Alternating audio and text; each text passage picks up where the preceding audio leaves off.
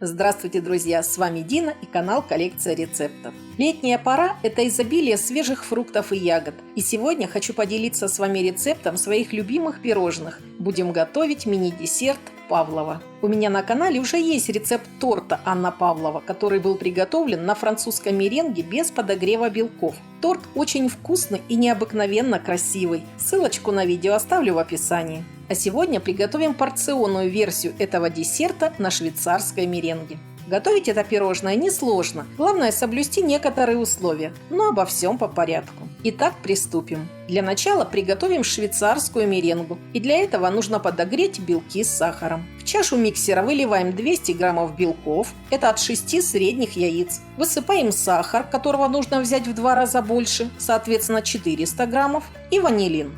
Задаем температуру подогрева чаши 60 градусов и перемешиваем массу на малой скорости до полного растворения сахара. А пока сахар растворяется и белки нагреваются, отмечу, что подогреть массу до температуры 60-65 градусов можно и на водяной бане. А как это делается, я показывала в одном из предыдущих видео, где мы готовили трехцветное безе на швейцарской меренге. Посмотрите, если не видели, ссылочку также оставлю в описании. Как и в том рецепте, безе я готовлю на замороженных белках, которые предварительно нужно разморозить при комнатной температуре, но можно взять и свежие. Через 7 минут масса достигла нужной температуры, и сейчас надо проверить, полностью ли растворился сахар. Крупинки сахара не ощущаются, значит масса готова к взбиванию. Сбрасываем настройки температуры. Включаем миксер на максимальную скорость и взбиваем белки с сахаром, пока они не остынут до комнатной температуры и масса станет глянцевой и устойчивой. Она должна хорошо держать форму. За 8 минут белки взбились вот до такого состояния. Затем всыпаем кукурузный крахмал 4 чайные ложки с горкой и добавляем чайную ложку лимонного сока. А теперь можно перемешать меренгу лопаткой или на минимальной скорости миксера, буквально несколько оборотов до однородного состояния.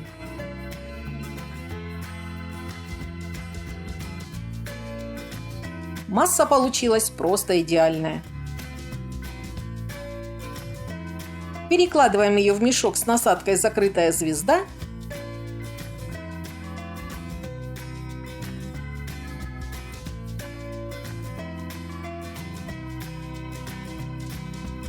И отсаживаем на противень, застеленный бумагой для выпечки, силиконовым или тефлоновым ковриком. Для начала формируем у пирожного донышко диаметром 7-8 см, а сверху делаем бортик, оставляя внутри углубление, похожее на гнездышко. Отсаживайте пирожные на небольшом друг от друга расстоянии, так как в духовке они слегка увеличатся в диаметре.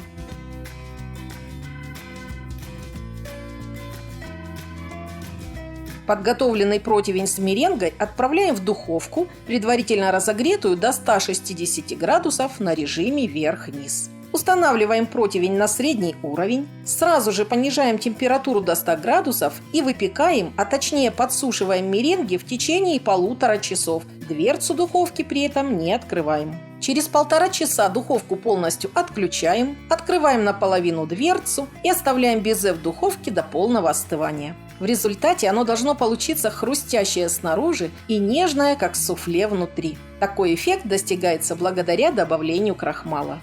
А теперь приступаем к приготовлению крема. Я буду делать творожно-сливочный крем, так называемый крем-чиз. Для этого нам потребуются холодные сливки жирностью не менее 33%. У меня специальные для взбивания. Выливаем в дежу 250 граммов сливок и всыпаем просеянную сахарную пудру. 30 грамм, не больше. Крем не должен быть сильно сладким, поскольку у нас и так довольно сладкое безе. Включаем миксер на максимальную мощность и взбиваем сливки до пышного устойчивого состояния, а тем временем подготовим ягоды. В этот раз я взяла свежую клубнику, а также замороженные малину и голубику. У клубники отрезаем хвостики и режем крупными кубиками. Это будет наполнитель наших воздушных корзиночек. А тем временем сливки уже взбились, и на это ушло всего 2 минуты. Добавляем в дежу холодный сливочный сыр и еще в течение 1 минуты взбиваем крем на средних оборотах. Сыр у меня домашний, а как я его готовлю, можете посмотреть по ссылочке в описании. Вот такой плотный, устойчивый творожно-сливочный крем у нас получился. Возвращаемся к ягодам. Часть клубники нарезана кубиками для заполнения серединки. Остальную клубнику режем длинными ломтиками для украшения пирожных. Крем-чиз перекладываем в кондитерский мешок, и можно приступать к оформлению десерта. В корзиночке из безе раскладываем нарезанные ягодки. Использовать можно любые сезонные фрукты, ягоды и цитрусовые. А поскольку сейчас сезон клубники, готовим именно с ней. В качестве наполнителя старайтесь использовать кисло-сладкие фрукты или ягоды, а также лимон или апельсиновый курт, иначе пирожные получатся приторно-сладкими. Поверх ягод наносим щедрую порцию творожно-сливочного крема.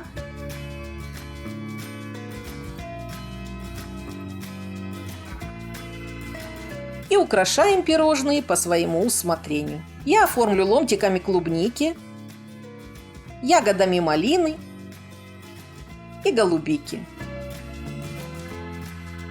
Сверху присыпаем дробленными фисташками. Использовать можно любые орешки или нанести тоненькую сеточку шоколадной глазури, а также присыпать тертым шоколадом или какао-порошком. Остается украсить пирожные листиками мяты. И наш десерт готов. Угощайтесь, мои дорогие. Приглашаю всех к столу.